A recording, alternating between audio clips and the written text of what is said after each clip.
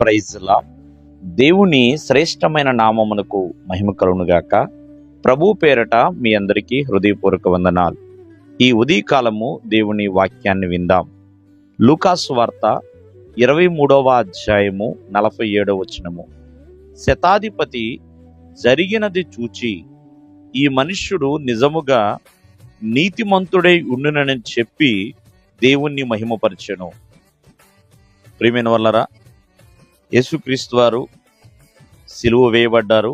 సిలువ వేయబడిన తర్వాత ప్రియమైన వాళ్ళరా కొన్ని అద్భుతాలు జరిగినాయండి, కొన్ని కార్యాలు జరిగినాయి. అకస్మాత్తుగా భూకంపం వచ్చేసినాయి, బండలు బద్దలైపోయినాయి, కొన్ని గంటల పాటు చీకటి కమ్మింది. ఇవన్నీ కూడా రోమా శతాధిపతి గమనిస్తూ ఉన్నాడు. ఎంతోమంది సైనికులు కూడా గమనిస్తూనే ఉన్నారు.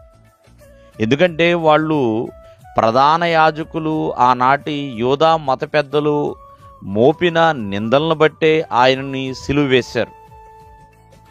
ఇక్కడ రోమా సైనికులు, రోమా శతాధిపతి యేసుక్రీస్తు వారు ప్రాణం విడిచిన దానిని బట్టి, ఆ జరిగిన విషయాన్ని చూసి ప్రియమైన వాళ్ళరా, అక్కడ జరిగిన కార్యాలను బట్టి ఈ మనుష్యుడు నిజముగా నీతిమంతుడు అని ప్రభువుని స్తుతిస్తున్నాడండి.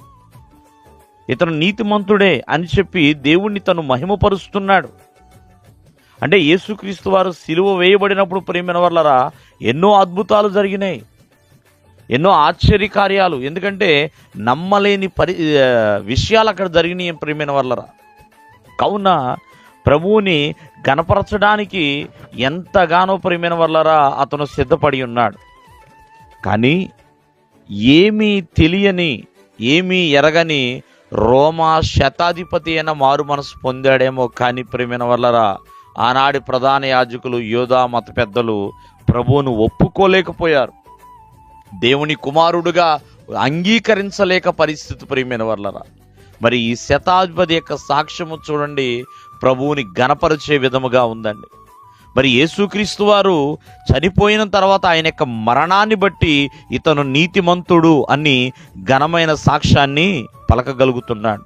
ఈ రోజున ప్రభువుని ఎన్నో సంవత్సరాలుగా గుర్తెరిగి ఉన్నావేమో, ఆ ప్రభు ఎడల ఒక ఘనమైన సాక్ష్యాన్ని చెప్పగలుగుతున్నామా అనేది కూడా మనం ఆలోచన చేయాలి ప్రియమైన వాళ్ళరా. ఎందుకంటే ఒకసారి ఆలోచించిన, అతని శతాధిపతి, సైనికుడు, ప్రభువు గురించి ఏనాడు కూడా తెలియనివాడు. కానీ అక్కడ జరిగిన భూకంపము కానీ జరిగిన కార్యాలు మిక్కిలి భయపడ్డాడు. ఇతను నిజముగా దేవుని కుమారుడు అని తను చెప్పగలుగుతున్నాడు.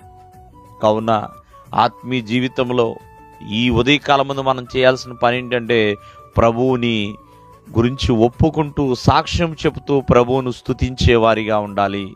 దేవుడు మిమ్మల్ని ఆశీర్వదించును గాక. ఆమేన్.